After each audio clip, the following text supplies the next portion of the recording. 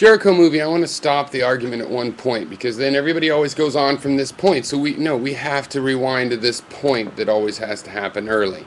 You said that since it's all just chemical processes, that it's all determined how it's going to go.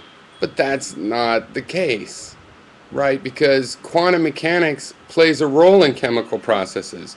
It's the only thing that explains chemical processes. The force carrying particles and all the rest, and the electrons being traded, and these are all described only by quantum mechanics with any accuracy or really any framework at all, right?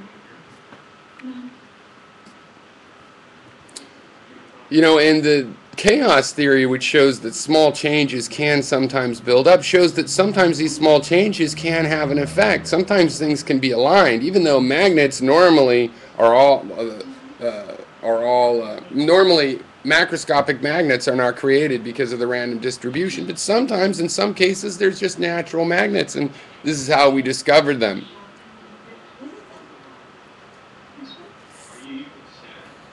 You can't say that chemical reactions follow deterministic paths because chemical reactions use quantum mechanics.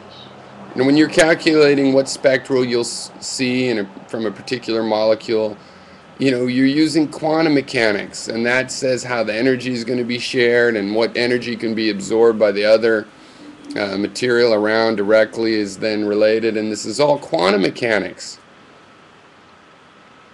Chemical reactions run by quantum mechanics.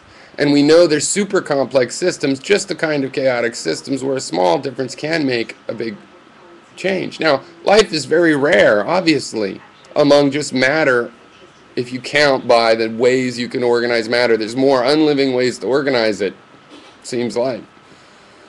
The only reason it's proliferated is not because of high likelihood of existing in the first place, but what it does once it exists.